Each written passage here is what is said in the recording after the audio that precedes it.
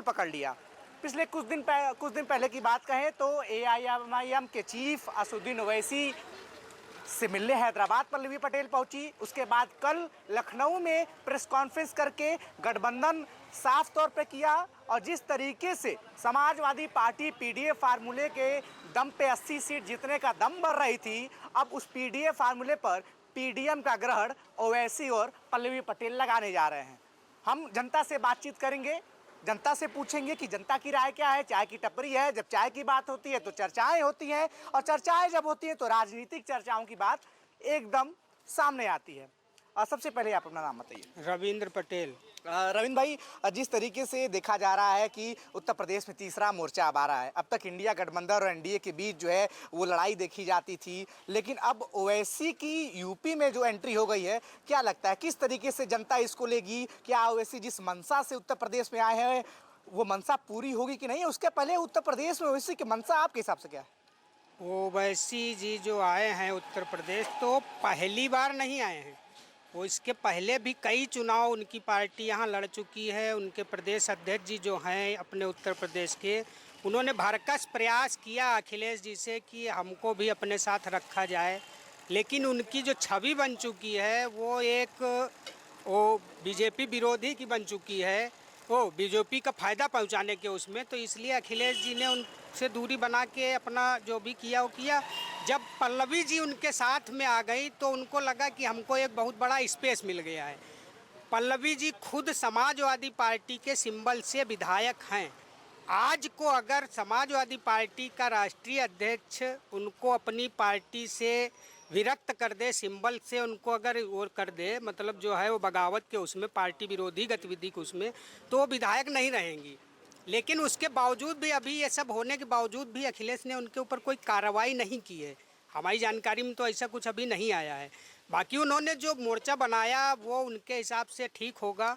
बाकी जनता की जो भलाई थी उसके हिसाब से ये करना उचित नहीं था उनको। उसमें आप लड़िए, आप अपने घर में आपस में सामंजस्य बैठाइए, 1 सीट लीजिए, 3 लीजिए, 5 लीजिए, जिसकी जो क्षमता है उस हिसाब से अखिलेश यादव का जो व्यवहार छोटे दलों के साथ है, हमने देखा राष्ट्रीय लोकदल हुआ, सुभाषपा हुआ, अब कमेरावादी हो, क्या ये व्यवहार छोटे दलों के साथ बढ़िया कर रहे हैं? क्योंकि लगातार छोटे दल इनके साथ आते हैं, पूरा सपोर्ट करते हैं, खून पसीना देते हैं, उसके बाद चुनाव के बाद ये अलग राह देख लेते हैं। छोटे दलों की एक सबसे बड़ी समस्या यही होती है कि वो होते तो छोटे हैं लेकिन अपने आप को मानते नहीं हैं छोटे। ठीक, तो उनकी एक जो समस्या है, सबसे बड़ी यही समस्या है कि वो छोटे भाई की तरह रहना नहीं चाहते हैं, और रहेंगे बड़े भाई बन के, कहो बाप बन जाए आपके, लेकिन होते छोटे भाई हैं। अच्छा, आपने कहा ओवैसी बी टीम है भाजपा के। जब ये सवाल ओवैसी से प्रेस कॉन्फ्रेंस में पूछा गया कि तमाम जो विपक्ष है, बाकी अखिलेश यादव हैं या फिर जो दूसरे लोग हैं, कांग्रेस के लोग हैं, वो लगातार कहते हैं कि जहां ओवैसी चुनाव लड़ते हैं भाजपा को वहां फ़ायदा होता है, इसलिए वो बी टीम है। तो ओवैसी ने साफ तौर पे कहा कि एसटी हसन का टिकट जो है अखिलेश यादव ने काटा। रामपुर में देखा जाए जिस तरीके से आजम खान की जो पुरानी सीट थी उस पर किसी और को जो है उतार दिया। तमाम ऐसे उदाहरण ओवैसी ने दिए जिसपे ये बातें जो हैं साफ तौर पर साबित नहीं होती हैं कि कौन जो है बी टीम का काम कर रहा है। तमाम बड़े आरोप भी लगाए। भैया, तो इससे पहले ओवैसी जी से ये पूछा भी जाए कि सपा ने या मुलायम सिंह ने या अखिलेश की पार्टी ने कितने अहमद हसन उत्तर प्रदेश में पैदा किए हैं, इनको भी तो बताइए। जिनका आज टिकट कटा है वो तो आपको दिख रहा है, इसके पहले कितने उन्होंने बनाए हैं ये नहीं दिखाया आपने, वो भी दिखाइए, दोनों पक्ष दिखाइए। सिक्का एक तरफ न दिखाइए कि इसमें अशोक की लाट बनी, दूसरी तरफ भी बताइए कि उसमें एक ही लिखा हुआ है, उसकी वैल्यू सिर्फ एक है।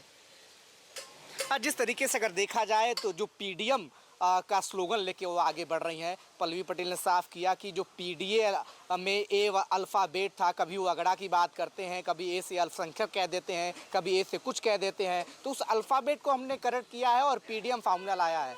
सबसे बड़ी तो कमजोरी यही है कि पीडीए हो या पीडीएम हो, आप सर्व समाज की बात क्यों नहीं करते हैं? क्या आप समाज में नहीं रहते, हम समाज में नहीं रहते, ये भाई समाज में नहीं रहता है? आप सर्व समाज की बात क्यों नहीं करते हो? एक दल, एक पार्टी, एक जाति आपको कभी नेता बना देगी? क्या संभव है ये भारत की राजनीति में? अच्छा, कौन सी पार्टी है जो सर्वजन हिताय की बात करती है, पूरे समाज को साथ लेके चलती है आपके हिसाब से? भैया, इसके पहले आपका जो मोदी जी ने नारा दिया सबका साथ सबका विकास, उसमें सब कुछ था कि नहीं था? उन्होंने कभी खुले मंच से उन्होंने कभी किसी एक उसका वो किया? उन्होंने आप अपने घर में छोटे भाई कमजोर है उसको ब्रोनवीटा पिलाओगे, लेकिन बाहर थोड़ी ना कहोगे कि इसको हम भैया ब्रोनवीटा पिलाते हैं। कम से कम वो एक्सेप्ट तो कर रहे हैं कि हम सिर्फ विशेष समुदाय या फिर विशेष जो जातियां पिछड़ी हैं उनकी राजनीति कर रहे हैं। भाजपा कहती है सबका साथ सबका विकास, लेकिन उत्तर प्रदेश में सिर्फ एक मुस्लिम मंत्री है, वो भी राज्य मंत्री हैं। तो सरकार किसकी है?